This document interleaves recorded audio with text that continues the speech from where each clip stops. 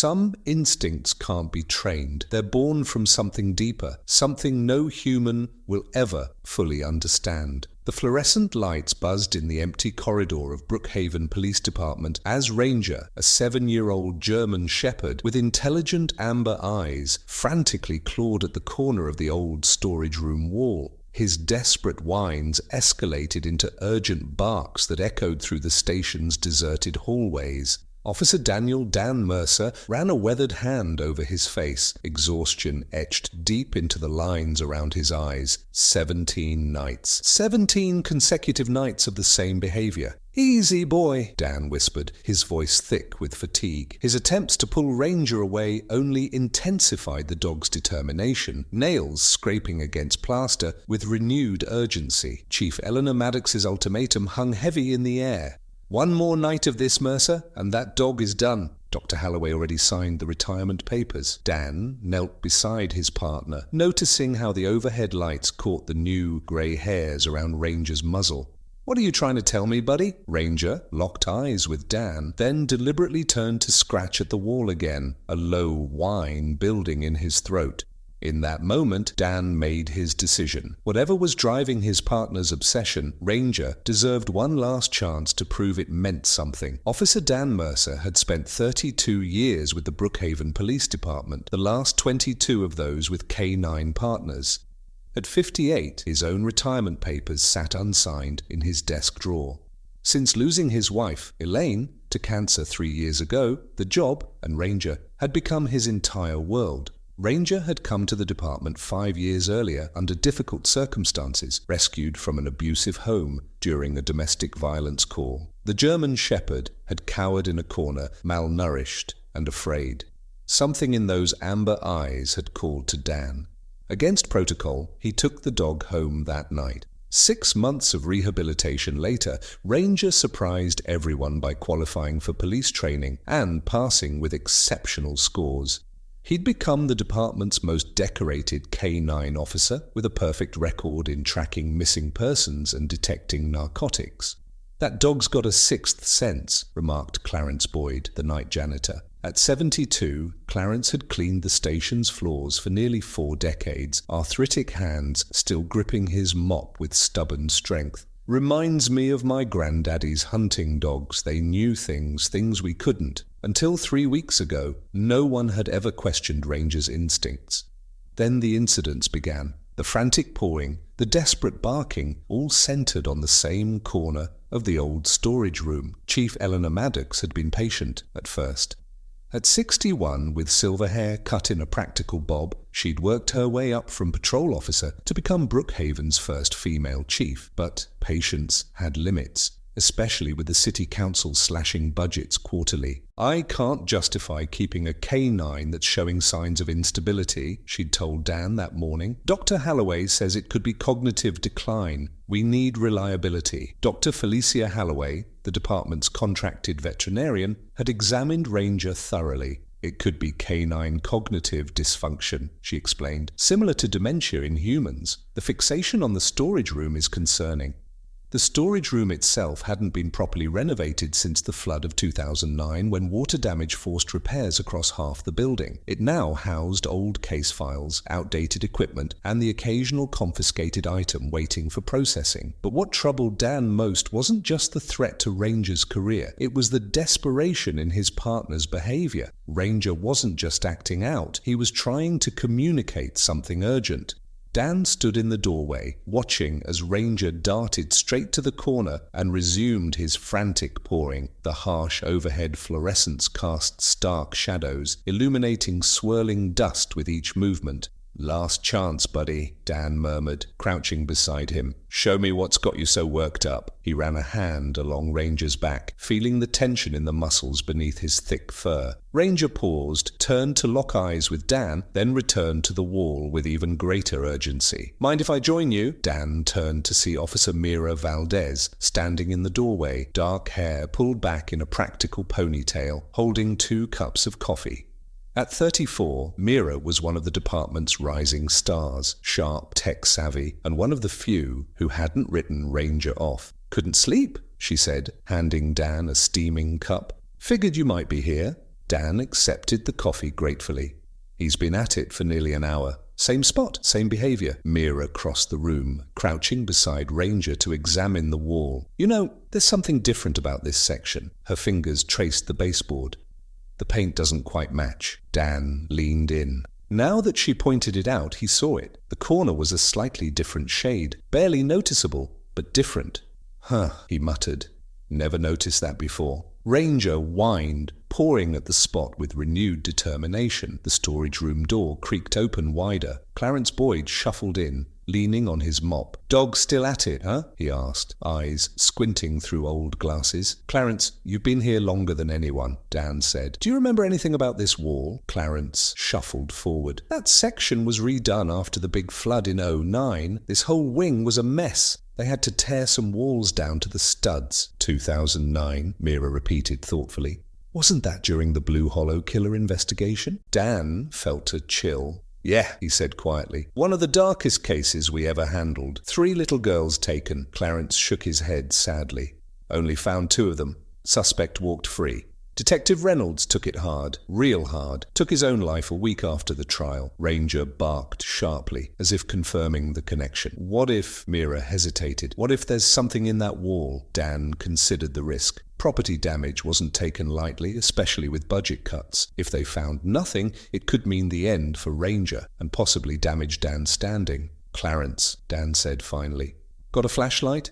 The janitor nodded and returned with a heavy-duty flashlight from his cart. Dan ran his fingers along the baseboard. There, a slight indentation. Subtle, but real. "If I lose my job over this," he muttered to Ranger, "I'm blaming you." Ranger wagged his tail in response. "I'll take responsibility," Mira offered. "Say it was my idea?" Dan shook his head. "No need for both of us to go down. Max and I are already skating on thin ice." He pulled out his pocket knife and carefully pried at the baseboard. It came away more easily than expected, revealing a section of drywall that looked newer than the rest. "You got any tools that could help us look behind this?" Dan asked. Clarence returned moments later with a small inspection camera on a flexible cable. "Borrowed this from maintenance," he said, with a mischievous grin. "Never gave it back." Mira hooked it to her phone and slowly fed the cable into the wall. Ranger watched, body vibrating with anticipation. "I'm seeing something," Mira said, angling the phone so Dan could see.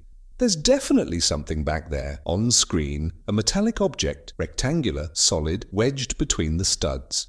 "That's no random debris," Dan muttered. Using Clarence's tools, they cut a section of drywall, revealing a lockbox, heavy, metal, and dust-covered. The initials TR engraved on the bottom caught Dan's eye. "Thomas Reynolds," he whispered. Ranger nudged the box with his nose, then looked up at Dan with what could only be described as vindication in his amber eyes. Donovan's voice was low and steady.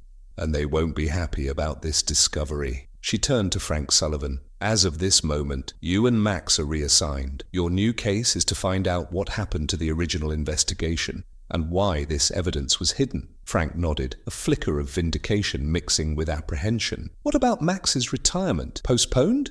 "Obviously," Donovan said, a hint of a smile tugging at her mouth. "That dog just proved he's sharper than half my detectives." Max wagged his tail as if he understood. "Martinez," Donovan continued, "you'll partner with Sullivan.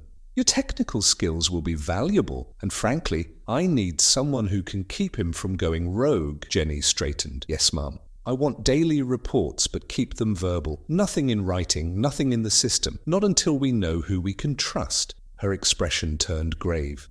"And I want to speak with Samuel Cooper. First thing tomorrow." Frank's brow lifted. "Sam Cooper? He retired years ago."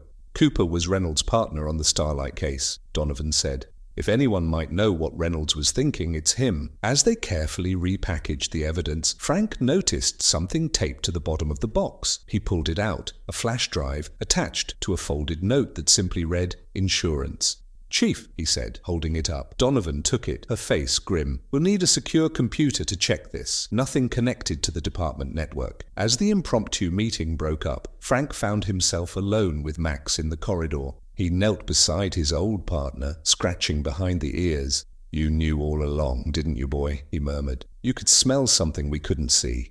Max leaned into Frank's touch, his earlier distress gone, replaced by the calm alertness that had made him a legend in the K9 unit. Back in his cramped office, Frank pulled out the retirement paperwork for both himself and Max.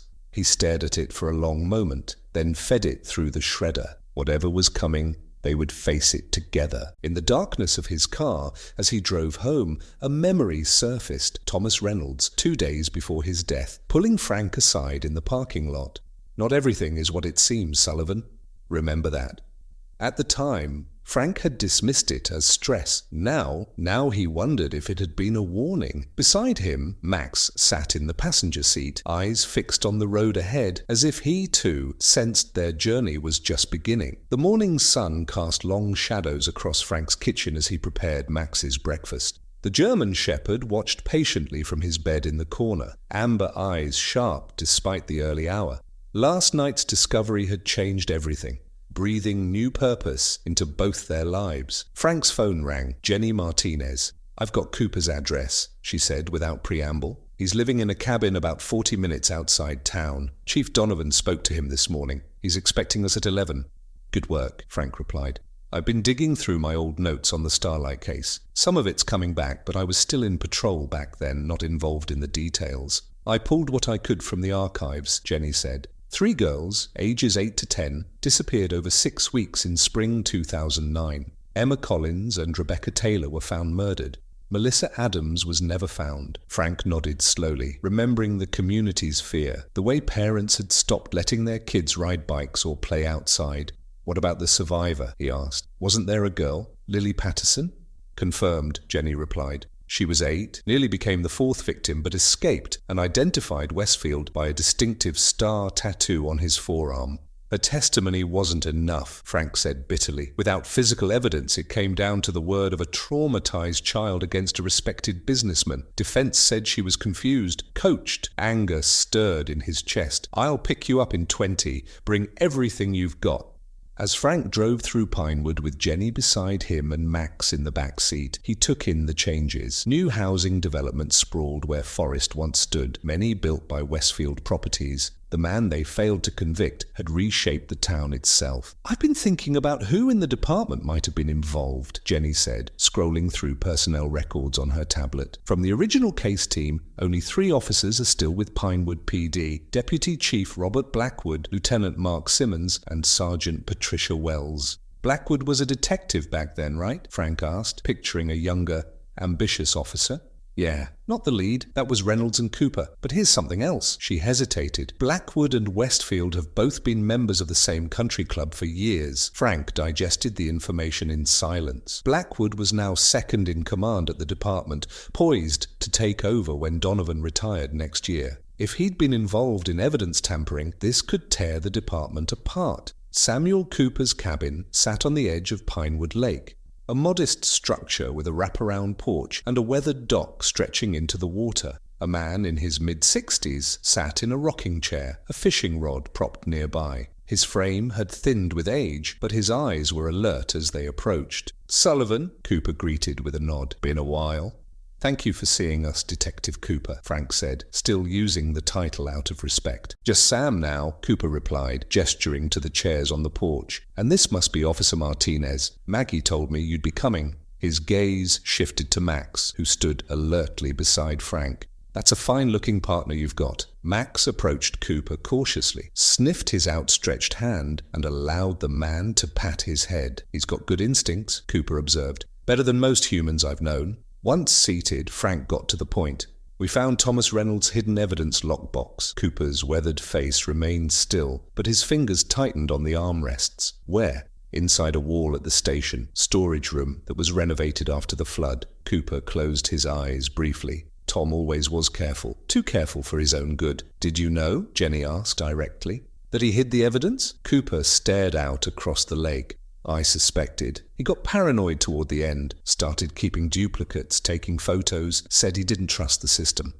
He sighed. "The day the evidence disappeared, he wasn't surprised, almost like he expected it." "Why didn't he come forward?" Frank pressed. "He tried. Went to the chief, then internal affairs. No one listened, no proof. Then he got threats, not against him, against his family. His daughter was in college." Frank felt a chill. And you never believed it was suicide? Never, Cooper said, firm. Tom was a lot of things, but suicidal wasn't one of them. The night before he died, he told me he'd found something that would blow the case wide open. He leaned forward. Next day, he's found with his own service weapon. Bullet in the head, no note, no signs. I didn't buy it then, and I don't buy it now. Why didn't you pursue it? Jenny asked. I tried, got stonewalled. Then my wife's car was run off the road. Accident, they said. She spent 3 weeks in the hospital. Message was loud and clear. Cooper looked at them intently. Whoever was protecting Westfield had reached, inside and outside the department. Suddenly, Max stood. He was fixated on Cooper's tackle box by the door. Curious fellow, isn't he? Cooper said. Frank watched the dog closely. He's got a nose for evidence. What's in the box? Cooper hesitated, then nodded. Something I've kept all these years. Maybe it's time. He opened the box, pulled out a false bottom, and removed a manila folder. My own insurance policy, copies of notes, photos before they vanished, witness statements that never made the file. Jenny flipped through the contents. Her expression darkened. There are statements placing Westfield at each abduction site, descriptions of his vehicle, matching what Lily Patterson gave. Why wasn't this in the case file? Because someone was sanitizing it, Cooper said grimly. Scrubbing anything that pointed at Westfield. Frank's phone buzzed, a text from Donovan. Need you back at the station. Development in the case. We gotta go, Frank said, showing Cooper the message. Take the folder, Cooper said, and watch your backs. If this is coming to light now, someone's going to try burying it again. On the drive back, Frank said, we need to talk to the families, especially Sarah Collins, Emma's mother. She was always vocal about the case being mishandled. She still lives here, Jenny confirmed. Works as a nurse at County General. Back at the station, Donovan waited in her office, expression grim. Close the door, she said. Once they were seated, she pushed a folder across the desk. The flash drive was encrypted. I had a trusted tech specialist break it this morning. She took a breath. It's worse than we thought. Inside were financial records, offshore payments to a Pinewood PD account tied to employee ID number 647. Badge numbers didn't go that high in 2009, Frank noted. No, Donovan said. But employee IDs did. 647 was Robert Blackwood. Frank felt the impact. Blackwood was on the take? Appears so, Donovan replied. Regular payments started 3 months before the evidence disappeared. Continued for 2 years. Where is he now? Jenny asked. Conference in Albany. Due back tomorrow.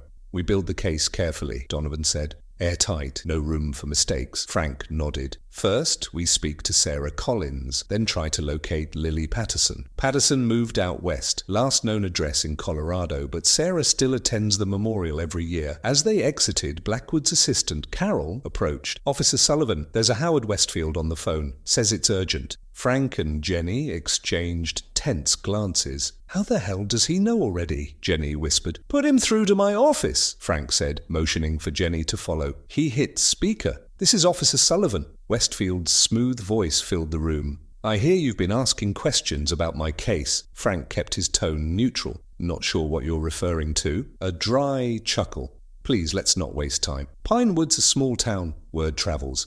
I'd like to invite you to my estate this evening. Charity fundraiser, 7 o'clock. You and your partner are welcome. The call ended. Jenny looked shaken. How does he know we haven't interviewed anyone yet? Someone tipped him off, Frank said grimly. Question is, who? Sarah Collins lived in a modest ranch house on the edge of town. At 49, her once blonde hair had dulled to ash, deep lines around her eyes hinting at decades of grief. She opened the door and gave them a sad, knowing look, like she'd been expecting this visit for years. So you've reopened the case? Sarah asked, as she served them coffee in a small, meticulously tidy living room, its walls lined with photographs of her daughter, Emma. The largest frame held the image of a smiling 9-year-old girl, blonde pigtails, gap-toothed grin, frozen in time. New evidence has come to light, Frank said gently. We're reviewing the original investigation. Sarah's hands trembled slightly as she set down her cup. I knew something wasn't right, she murmured. The way evidence just vanished, how quickly they pushed to close the case. Her eyes hardened, and then Detective Reynolds died. That was no coincidence. You maintained contact with Detective Reynolds during the investigation, Jenny asked. He was the only one who seemed truly committed to finding justice for Emma, Sarah said. He came to me the day before he died, said he'd found something that would change everything. Her voice cracked. The next day, He was gone. Max, who had been lying quietly at Frank's feet, suddenly lifted his head and stared intently at Sarah. "May I ask what happened to your daughter's personal effects?" Frank said, watching Max's reaction closely. "The items she had with her when she disappeared. The department returned most of them after the case was closed," Sarah said slowly. "Her backpack, her clothes," her voice faltered. "But her locket was never found. I gave it to her for her 9th birthday just a month before. It had her initial engraved and a tiny photo of our family inside." Max stood and walked over to Sarah, placing his head gently on her lap. She blinked, surprised, then began stroking his fur. "He can sense your grief," Frank said softly. "He's very empathetic." Sarah wiped away a tear. "You know, Emma always wanted a dog. We were planning to get one that Christmas." As they prepared to leave, Sarah disappeared briefly into the hallway and returned with a cardboard box. "I've kept everything from the investigation. News clippings, the police reports they gave me, my own notes. Maybe there's something in here that could help." Jenny accepted the box. "Thank you. We'll take good care of these." "Just find who killed my daughter," Sarah said, her voice steady despite the tears in her eyes, "and why they were protected." In the car, Frank glanced at the time. "The fundraiser at the Westfield estate starts in 3 hours. Are we really going to walk into the lion's den?" Jenny asked. "It's a public event. Besides, I want to see his reaction when he realizes we've got the evidence." Frank glanced in the rearview mirror at Max. "And I want to see how Max reacts to him." "Speaking of Max," Jenny said, "did you notice how he responded when Sarah mentioned the locket?" Frank nodded thoughtfully. One of the items in Reynolds's lockbox was a silver locket with Emma's name engraved on it. "I'm betting if we open it, we'll find her initial and that family photo inside." Back at the station, they methodically sifted through Sarah's box of materials, cross-referencing it with Cooper's folder and the new evidence. Slowly, a pattern emerged. Altered witness statements, leads never followed, links between Westfield and potential accomplices that had been conveniently ignored. "Look at this," Jenny said, pointing to an old newspaper photo. It showed Westfield at a charity event alongside several community leaders. In the background, barely visible but clearly recognizable, stood a younger Robert Blackwood, not in uniform, but unmistakable. "The article says this was taken 2 months before the first abduction," Jenny said. "Blackwood claimed in his statements he'd never met Westfield before the investigation." Frank studied the photo. "So?" He lied. "The question is, why?" Jenny asked. "Was he already on Westfield's payroll, or did that come later?" She kept digging through digital archives. Westfield's company was on the brink of bankruptcy in 2008. Then suddenly, mid-2009, right after the case fell apart, he landed major development contracts with the city. Frank raised an eyebrow. "How?" Planning Commission minutes show that then Councilman Richard Hayes was his biggest supporter. "Hayes? Any relation to Officer Daniel Hayes?" "His father," Jenny confirmed. "He's the current county commissioner." The web grew darker and more tangled. Westfield, Blackwood, the Hayes family, all connected, all with motives, all with means, and possibly all with blood on their hands. As they prepared for the fundraiser, Frank knelt beside Max and looked him in the eye. "We're walking into a dangerous situation tonight, buddy. I need you to stay alert but subtle. No drama unless I give the signal." Max's steady gaze held firm. It was all the reassurance Frank needed. The Westfield estate stretched over 10 manicured acres on the north side of Pinewood, a mansion that flaunted the wealth its owner had accumulated since his so-called acquittal. Luxury cars lined the circular drive as Pinewood's elite arrived under the guise of supporting children's literacy. The irony wasn't lost on Frank. "Officer Sullivan, Officer Martinez." Howard Westfield greeted them at the entrance, champagne flute in hand. At 62, he was still lean and well-groomed, his silver hair perfectly styled. His smile didn't reach his eyes. "Mr. Westfield," Frank said, nodding politely. "Thank you for including us." Westfield's gaze drifted to Max. "I wasn't aware this was a pet-friendly event." "Max is a working police dog," Frank replied. "He goes where I go?" "Of course." Westfield's smile tightened. "Please enjoy the evening. Perhaps we can speak privately later." As he turned to greet other guests, Jenny murmured, "He's wearing long sleeves in 80-degree weather, covering that star tattoo Lily Patterson described." Frank nodded. They circulated, noting who interacted with Westfield and who seemed most comfortable in this bubble of wealth and silence. County Commissioner Hayes was present, along with current and former city officials. Max remained alert, his subtle reactions, tense muscles, shifting focus, providing silent signals only Frank could read. "Officer Sullivan?" a familiar voice called from across the room. Frank turned to see Patricia Wells, now in her 50s. Once a sergeant on the original case, she wore the weariness of too many years on the job. "Sergeant Wells," Frank said, surprised. "Didn't expect to see you here." "My husband's on the library board," she replied, though her expression showed discomfort. "Didn't expect to see you either, especially with your partner." She nodded at Max.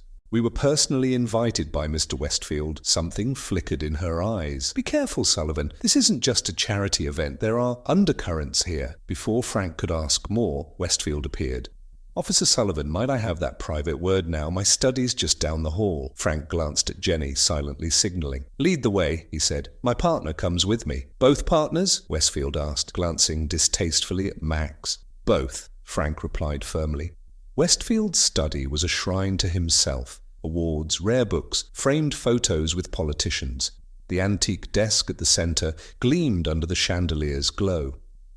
"I'll be direct," Westfield said once the door closed. "I understand you've discovered some evidence related to that unfortunate case from years ago." Frank remained expressionless. "What makes you think that?" "As I said, Pinewood's a small town." Westfield took a sip of amber liquid. "Reopening old wounds helps no one. That case was properly adjudicated. I was exonerated. Evidence disappeared," Frank countered.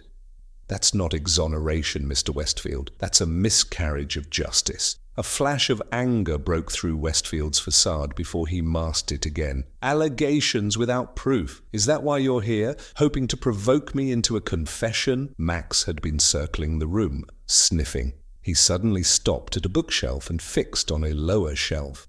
"Your dog seems very interested in my Hemingway collection," Westfield said coldly. "Perhaps you should control him." "He's not interested in the books," Frank said, stepping forward. Max pawed at the shelf gently. Frank reached behind the row of volumes and pulled out a silver locket, heart-shaped, gleaming, identical to the ones in Reynolds's lockbox. Westfield's composure cracked. "That's private property," he barked, reaching for it. Frank stepped back, holding it out of reach. "This appears to be evidence in an ongoing investigation." "You have no warrant, no right to search. This is an invasion of privacy." "Interesting that you'd hide a little girl's locket behind your books," Jenny said, already recording the discovery with her phone. "Especially one that belonged to Melissa Adams, the only victim whose body was never found." Max growled low and deep, his entire posture changing, hackles raised, eyes locked on Westfield. It was unmistakable recognition. "You have no proof of that ridiculous claim," Westfield snapped. His hand drifted toward the desk drawer. "This has gone far enough. I'm calling my attorney." In one smooth motion, Frank handed the locket to Jenny and moved between Westfield and the desk. "Keep your hands where I can see them, Mr. Westfield." The door burst open. Patricia Wells entered. "Everything all right in here?" The guests are asking for their host. Her hand rested near her concealed sidearm. The room was heavy with tension. Westfield seized the moment. "Sergeant Wells, these officers are harassing me, illegally searching my property. Please escort them out." Wells's eyes took in the scene, the locket in Jenny's hand, Max's growling stance, Westfield's trembling fury. Her expression shifted. "Mr. Westfield," she said quietly, "I think it would be best if you stepped away from the desk." Westfield's face twisted in rage. "You too? After everything we've done for you?" His hand shot toward the drawer. The drawer screeched open. "Gun!" Frank shouted, lunging as Howard Westfield's hand closed around a small pistol. Everything after that unraveled in a violent blur that stretched across mere seconds but felt like a suspended eternity. Frank crashed into Westfield, tackling him sideways just as the gun went off with a deafening crack that reverberated through the room. They slammed into a bookcase, splintering wood and toppling volumes to the floor. Jenny's weapon was drawn instantly, her stance low and eyes locked on the struggling men. At the same time, Max surged forward, his bark sharp and furious, fangs flashing. "Max, hold!" Frank managed to shout as he grappled with Westfield's wiry strength, far too powerful for a man pushing 70. Max froze mid-lunge, his body taut, teeth still bared. He remained just feet away, a living wall between danger and his handler. muscles trembling with restraint. Sergeant Wells stormed in with her weapon raised. "Drop it, Westfield. It's over." Her voice cut through the chaos like steel. A second later, the study doors flew open again. Security had arrived, guns half raised, only to stop cold at the sight. 3 officers surrounding their employer and a snarling canine holding ground. "This is a police operation," Wells snapped. "Call Pinewood PD for backup. Now!" Frank wrestled Westfield's arm to the carpet, cuffing him with practiced force. Then he felt it, warmth blooming across his shirt, sticky and wrong. He looked down. The bullet hadn't gone wide. A deep red stain spread from his left side. It soaked through the fabric, bright and unforgiving. "Officer down," Jenny's voice echoed, panicked and distant. "We need a medic, now!" Everything became distorted. The room swam in and out of focus. He barely felt hands easing him to the floor, pressure pressing hard into his side. He heard Max's desperate whining, the dog straining against Jenny's grip. "Frantic, let him through," Frank murmured, barely audible. Jenny hesitated, then let go. Max bolted to Frank's side, pressing his warm muzzle into his handler's hand, amber eyes wide with something too close to fear. Frank managed a faint smile.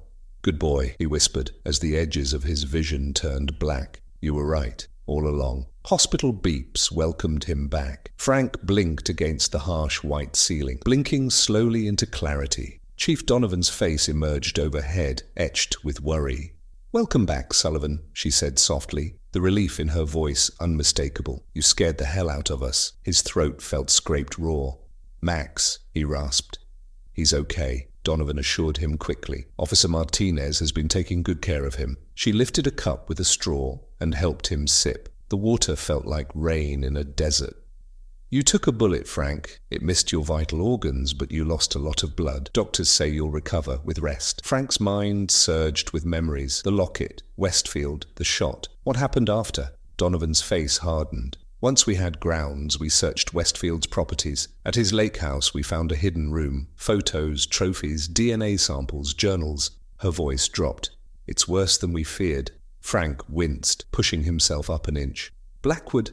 That's where it got even messier. Westfield started talking, trying to cut a deal. He said Robert Blackwood approached him years ago, offered to bury evidence for money and favors, claimed Blackwood initiated it. "You believe him?" Donovan hesitated. "Unfortunately, the financial records line up. Blackwood's been arrested, so has County Commissioner Hayes. It's a web of corruption that runs deeper than any of us imagined." A soft knock at the door interrupted them. Jenny stepped inside, a smile on her face, and beside her, tail wagging furiously, was Max.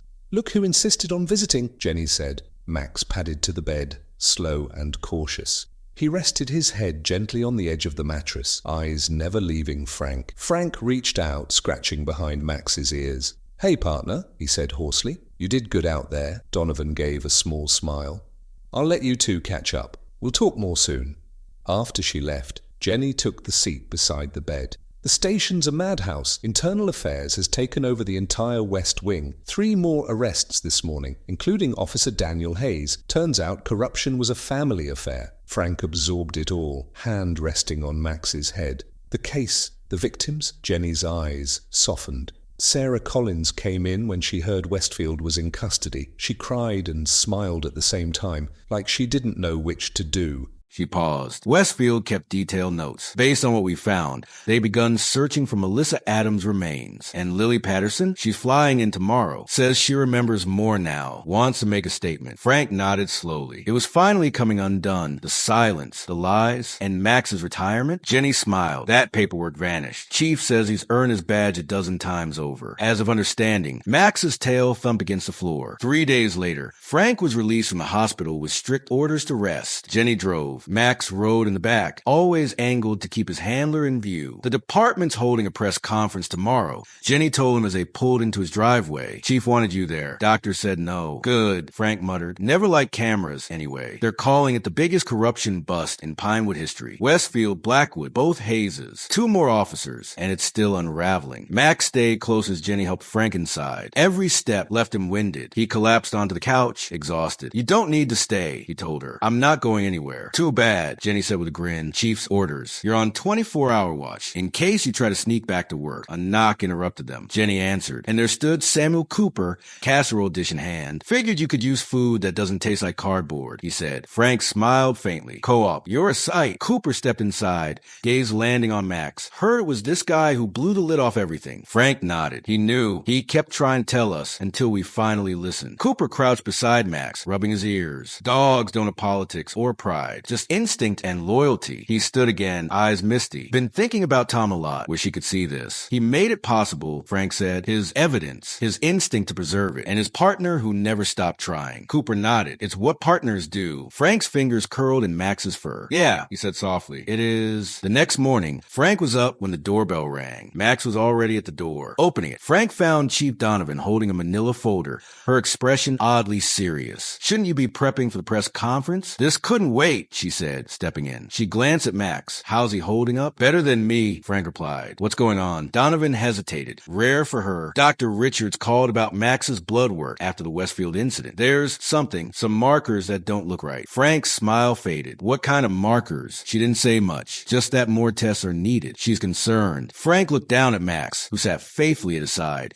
ears perked and amber eyes bright with that same unwavering trust. Something in his chest tightened. Not now. Not him. Not his partner. Frank lowered himself carefully onto the couch, suddenly needing to sit down. What kind of markers? He asked. Potentially cancer, Donovan said gently. She can't be sure without further testing, but she's concerned enough that she felt I should know immediately. Frank looked at Max, who sat watching them with his intelligent amber eyes, seemingly unaware that his health was being discussed. The dog appeared perfectly healthy, alert, energetic, undiminished by age. This can't be right, Frank said quietly. He's been fine. Better than fine. He just broke open the biggest case in department history. That's exactly why I wanted to tell you in person, Donovan said, placing the folder on the coffee table. The department will cover all costs, testing, treatment, whatever he needs. She paused, choosing her words carefully. Dr. Richards said his behavior these past weeks might actually have been partially explained by this. Sometimes animals sense internal changes before symptoms become visible. Frank blinked, trying to absorb the idea. Are you saying his fixation on the storage room, on the evidence, wasn't just about the case? That it was some kind of illness behavior? No, Donovan said firmly. The evidence is real. The case is real. Max found it, no question. But Dr. Richards thinks his persistence,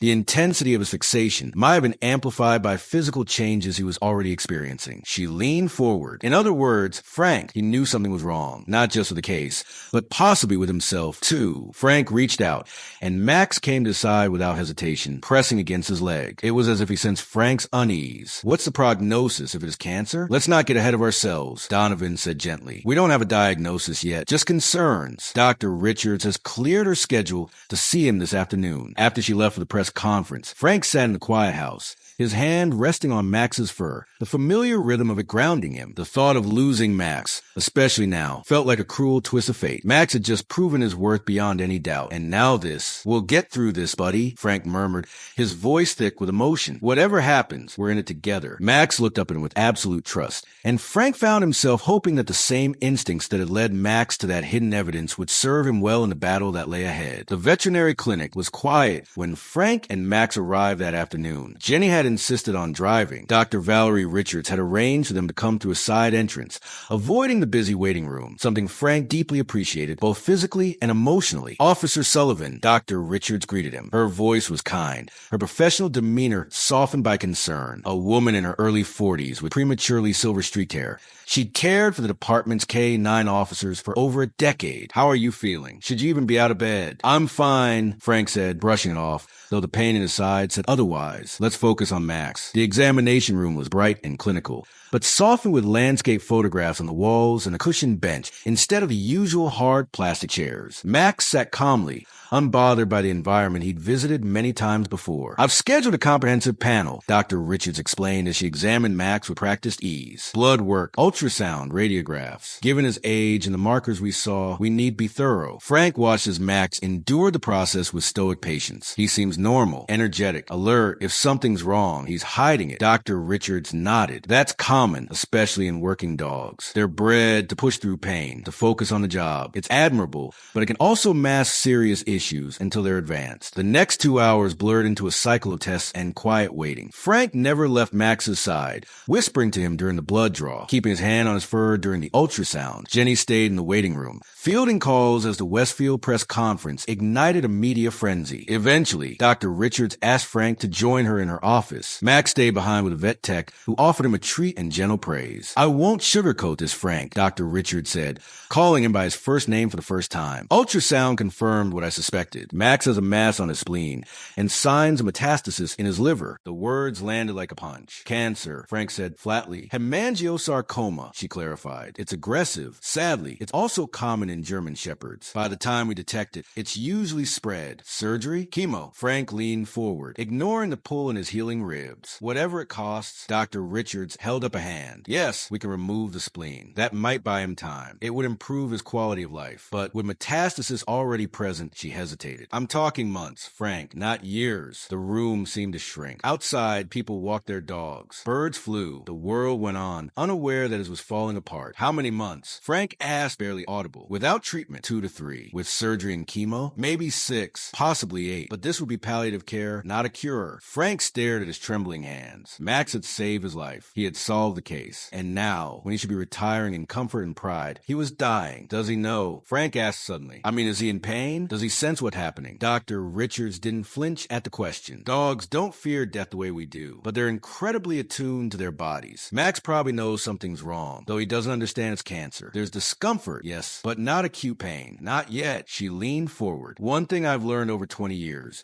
Our animals teach us how to face hardship with grace. Max isn't focused on death. He's still focused on you, on his job, on what matters to him." Frank nodded, unable to speak past a lump in his throat. "We should discuss options," she said gently. "I can schedule surgery for tomorrow. He'll need 2 weeks of recovery. He'll hate that, but it could give him more time." Frank gave a soft, bitter laugh. He's going to loathe being confined. "Yes, but it could give him a few more good months." Frank felt the weight of the decision settle on him like armor. He'd made life or death calls before, but never like this. "I need to think. Talk to the chief." Dr. Richards nodded. "Of course, but don't wait too long. With this kind of cancer, every day matters." Back in the exam room, Max greeted Frank with a happy tail wag, eyes bright. You'd never know the truth hidden inside his body. Frank knelt, despite his injury, and wrapped his arms around Max's strong frame, burying his face in the dog's fur. "You're such a good boy," he whispered. "The very best." In the waiting room, Jenny rose when she saw them. One look at Frank's face told her everything. "Oh no," she said quietly. "Cancer," Frank confirmed. "Advanced. Months, not years." Jenny's eyes filled with tears. She'd bonded with Max during the case. "What now?" "Surgery tomorrow, if I go through with it. Then chemo. Maybe." His voice was mechanical now, listing facts like armor against emotion. The ride home was silent. Max gazed out the window, untroubled. At Frank's house, Jenny helped him inside. "Do you want me to stay?" she asked. "Call someone." Frank shook his head. "No, but thank you, Max, and I need some time alone." After she left, Frank sank into his armchair. Max settled at his feet. Like always, sunlight filtered into the windows,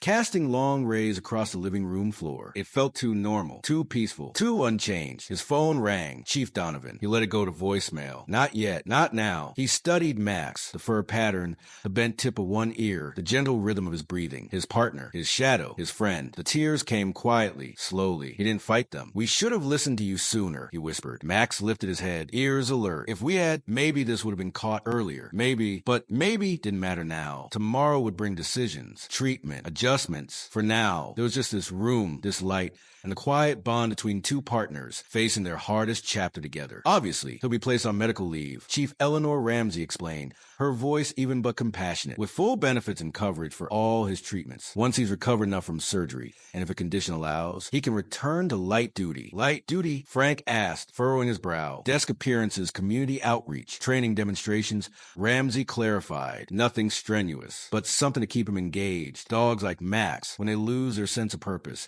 it can be just as damaging as the illness itself." Frank nodded, the weight of her understanding hitting him with unexpected gratitude. "And what about me? I'm supposed to return to active duty next week. I've arranged a temporary reassignment," she said. "You'll head up our new cold case unit. Desk work, mostly reviewing old files, tracking leads that were previously overlooked. It keeps you in the game while giving you flexibility for Max's care, for appointments." Frank's chest tightened at the kindness behind the decision. "Thank you, Chief. It's not charity, Sullivan. After what you and Max uncovered with the Westfield case, I have a feeling you'll find more buried secrets in those boxes. She glanced at her watch. Let's get back. Dr. Richards should have an update soon. They returned to the clinic just as Dr. Lauren Richards stepped out of the surgical area, still in scrubs. Her expression told Frank everything before she spoke. The surgery was more complicated than expected, she began, and Frank's stomach dropped. The splenic mass had already ruptured. There was internal bleeding. We removed the spleen and controlled the hemorrhaging, she continued. But what we found during the procedure was deeply concerning. Frank braced himself. More cancer? Dr. Richards nodded. Yes, the metastasis of the liver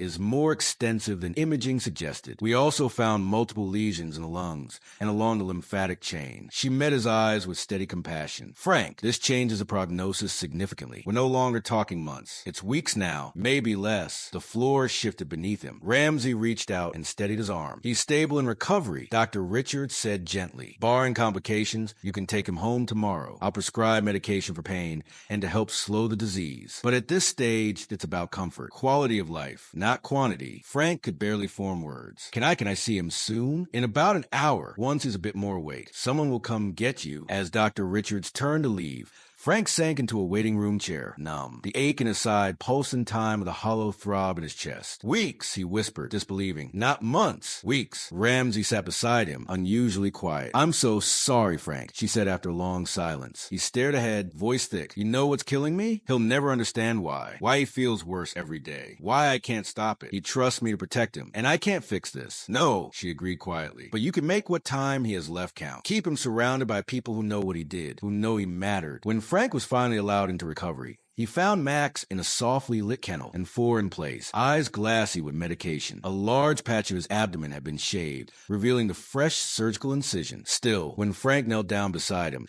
Max's tail tapped faintly against the padded bedding. Hey, buddy, Frank said, voice low and steady. You did good. Tough guy. Real tough guy. Max tried to lift his head, blinking slowly at the familiar voice. Frank sat with him until visiting hours ended, sometimes speaking softly, sometimes just laying a hand on Max's side, anchoring both of them to the moment. The veterinary staff brought him coffee. They didn't rush him out. The next morning, Officer Jenny Hale arrived to drive them home. She'd stocked Frank's fridge and set up a plush bed for Max in the living room. The whole department pitched in, she said, gently helping Max into the back seat. The dog was still groggy from the anesthesia, his body heavy with exhaustion. Everyone wants to help. Back home, Max moved slowly to the bed and collapsed with a long, shaky sigh, his eyes following Frank with a question he could never answer. In the days that followed, the house filled with visitors. Fellow officers brought food, ran errands. Samuel Cooper dropped by with one of his ridiculous fishing stories that somehow managed to coax a chuckle from Frank and a tail wag from Max. Even Grace Holloway, Emma's mother, came. She sat beside Max and gently stroked his fur. Thank you, she whispered to the dog, for bringing my daughter's killer to justice. 1 week after surgery, Frank's phone rang. Chief Ramsey's voice was sharp, urgent. We've had a development. Forensics found traces of specialized poison in items from Westfield's estate, specifically dog treats. Frank stood straighter. Poison, a compound used in animal euthanasia, slow acting, accumulates over time. We found the same substance on Max's water bowl from your office and some of his toys. Frank felt as though he'd been punched. Someone was poisoning him, Ramsey said. The silence on Frank's end was brief. Haze, he muttered. He had access. He knew Max was fixated on the storage room. He probably guessed what was down there. That's our theory, she confirmed. By making Max sick, he could discredit the dog's behavior, make it seem like decline, not a discovery. Rage flared in Frank's chest, white hot and blinding. That bastard tried to kill my partner, to protect himself, to protect Westfield. We're adding attempted murder of a police K.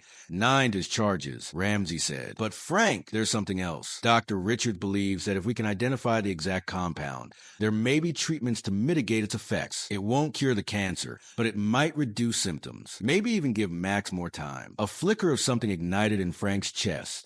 Not false hope, but something more grounded. The possibility of a little more time. Less pain. That night, as he sat beside Max's bed, gently stroking the dog's fur while he slept, Frank thought of the cruel irony. Max had fought to expose the truth, even while being slowly poisoned for it. Even with cancer spreading through his body, he had never stopped trying to be heard. You're the best detective in the department, Frank whispered, and the best partner I could ever ask for. Max opened his eyes at the sound of Frank's voice, gaze lucid and focused despite it all. In that moment, Frank made a silent promise. Whatever time we have left, I'll make it count. The memorial for Detective Thomas Reynolds took place on a crisp September morning, 15 years after his death. The entire Pinewood Police Department stood in dress uniform, badges bound in black. Frank stood quietly at the edge of the gathering, Max at his side in his formal K9 vest, the silver glint of his commendation medals catching the light. Since the discovery of the poisoning, Max had undergone targeted treatments. Though the cancer remained, his energy had improved. Dr. Richards called it better days, if not more days. Chief Ramsey stepped to the podium, her silver hair glowing in the sunlight.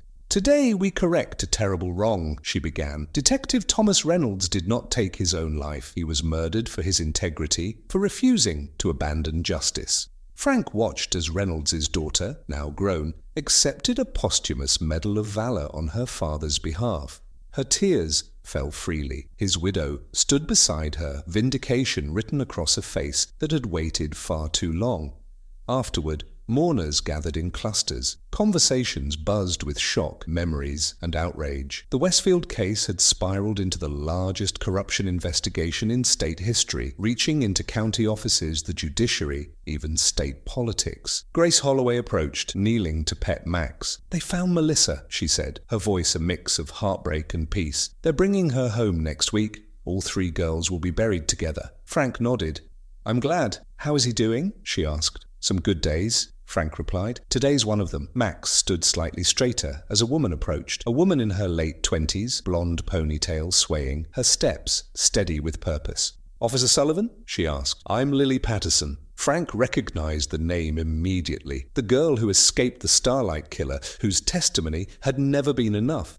"Ms. Patterson," he said, shaking her hand. "It's an honor." Lily looked down at Max. Her voice caught. "Chief Ramsey told me what he found, about what he did." She knelt, eye level with Max, her hand trembling as she reached out. "Thank you," she whispered, emotion rising. "For proving I wasn't crazy, for showing the truth." Max pressed his head gently into her palm. "He knows who needs him," Frank said softly. Lily stood, wiping her eyes. "I heard about his condition. I'm so sorry." Frank nodded. Sympathy had poured in from the town. Max was now something of a local legend. Children left drawings at the station. A bakery launched Max's Treats, proceeds donated to the K9 unit. The Pinewood Gazette had run a front-page feature, "The Dog Who Brought Justice." As the crowd thinned, Ramsey rejoined them. "Sullivan," she said, "when you have a minute, I'd like to talk more about the cold case unit. And your partner, of course." Frank smiled. "I've got time now." "Good. Then afterward, come by the station. There's something we want to show you." An hour later, they walked into the Pinewood Police Department lobby. It was packed. Officers, city officials, staff, all gathered around a large object covered in a blue cloth. "What's going on?" Frank asked. Officer Jenny Hale appeared at his side, grinning. "You'll see," she said. "Max, come." Jenny's voice cut gently through the murmur of the crowd. Max rose slowly, his gait careful but steady, as he followed her to the center of the room. Frank trailed behind, his confusion giving way to intrigue. Chief Donovan stepped forward, her expression solemn but proud, as she turned to the gathered officers, staff, and city officials. "Today," she said, her voice carrying across the room, "we honor not only the memory of Detective Thomas Reynolds, but also the extraordinary service of one of Pinewood's finest." She nodded to Jenny. Jenny reached forward and pulled back a blue cloth, unveiling a gleaming bronze plaque mounted on a polished wooden base. Gasps and scattered applause rippled through the room. Frank's breath caught. "The Max Sullivan K9 Training Center," the plaque read, "dedicated to the German Shepherd who found truth behind walls, and to all K9 officers, past, present, and future, who serve with unwavering loyalty and courage." Frank stood motionless. Max sat beside him, his tail sweeping the floor in slow, dignified arcs, as if he too understood the weight of the moment. "The City Council approved funding yesterday," Chief Donovan explained, her eyes misty with emotion. "We're converting the East Wing into a state-of-the-art K9 training facility. Officer Martinez will lead the program." Jenny stepped closer. "We'll train dogs to detect evidence in cold cases, skills Max pioneered. He showed us it's possible." Frank knelt beside Max, blinking rapidly against the wave of emotion rising in his chest. "You hear that, buddy?" he whispered. "That's your legacy." Max looked up at him with those wise, amber eyes, eyes that had seen what no human could. eyes that had never stopped searching, even in the face of doubt, pain, or betrayal. And in that gaze, Frank saw more than recognition. He saw purpose fulfilled. As sunlight streamed through the tall windows of the station, casting golden patterns across the floor and illuminating the plaque, Frank understood something deeper. Time would eventually take Max from him, but nothing could ever diminish what Max had given to the department, to the victims, to Frank. He had given truth, he had given justice, he had given heart. And in return, Max had etched a legacy that would train and inspire generations long after his final paw print had faded. As the ceremony gave way to quiet conversation, the crowd dispersing in thoughtful clusters, Frank remained beside the plaque. His hand rested gently on Max's head. He thought of all the years, the cases, the long nights, the quiet moments, the victories, the wounds, the losses, and above all, he thought of the silent, steadfast companion who had walked beside him through every chapter. In the days that followed, the story of Max's service spread well beyond Pinewood. News outlets picked it up, letters poured in, children stopped by the station to leave cards and handmade drawings. A bakery donated proceeds from Max's treats to the K9 unit. The front page of the Pinewood Gazette ran the headline, "The Dog Who Brought Justice." But for Frank, Max's legacy was never about headlines. It was about what he taught, that sometimes the quietest companions leave the deepest marks, that the most profound truths come not from those who shout, but from those who observe with unshakable devotion. That age, illness, or fading strength don't diminish the value of a life if that life is lived with courage and purpose.